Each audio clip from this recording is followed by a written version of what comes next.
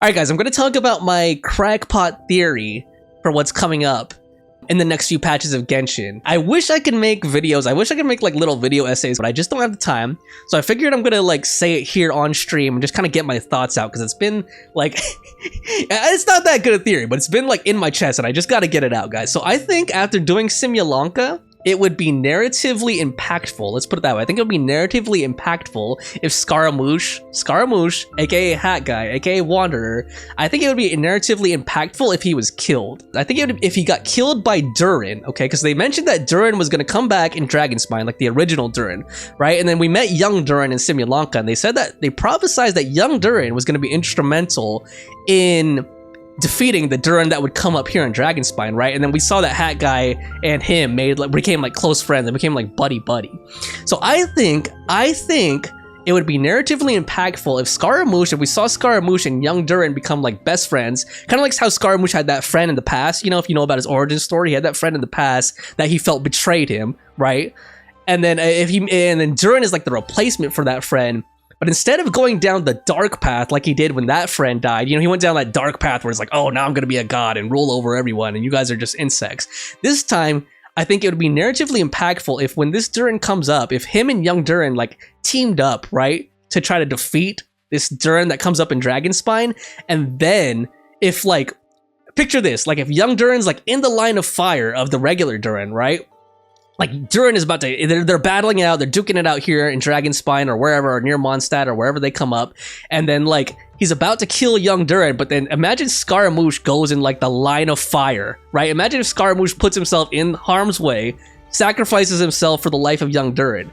Okay, that would be, now I know that would piss a lot of people off, and I know like people, Genshin, I don't think, off the top of my head, I don't think Genshin has killed off any playable characters yet. Unlike in HSR, where like they killed off Tingyun, spoiler, and in HI3 they killed off Himiko. And I actually don't know HI3 that well, so they might have killed off some other characters there too. But in Genshin, I don't think they've done it yet.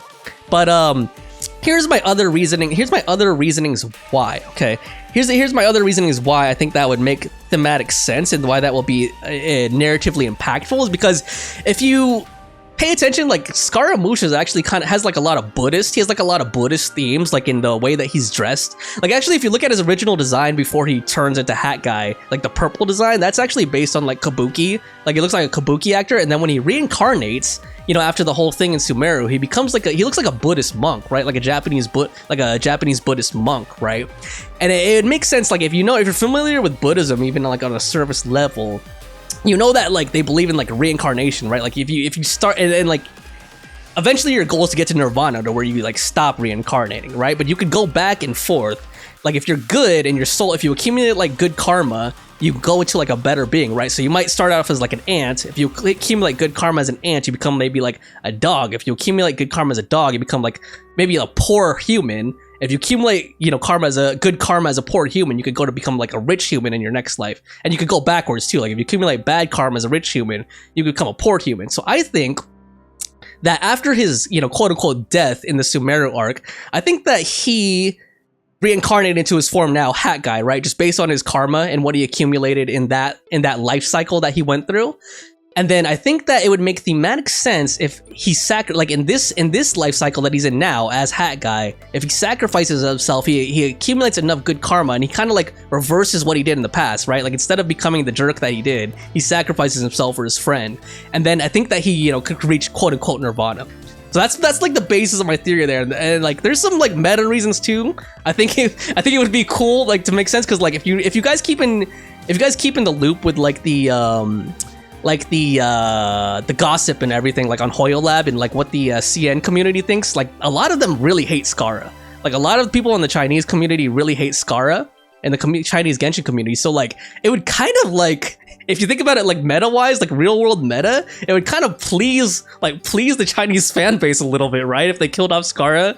And then it would also like, it would be a shocker since they never, as far as I know, correct me if I'm wrong, guys, as far as I know, they never killed off a playable character in Genshin yet. So it'd be like it would shake things up. And I think it would revitalize the like the overall community, because like there's a lot of people who have been going through like Genshin burnout, right? The game's been out for 4 years now. We're almost at the end of like the 7 nations, main nations. I know that people are saying there's gonna be like Celestia and Conria and Marjavari and all that, but like we're almost towards the end of the 7 nations, so I think it needs something big to like shake it up, to like really shake up the community and bring in like fresh blood, or like revive it for like the older players too.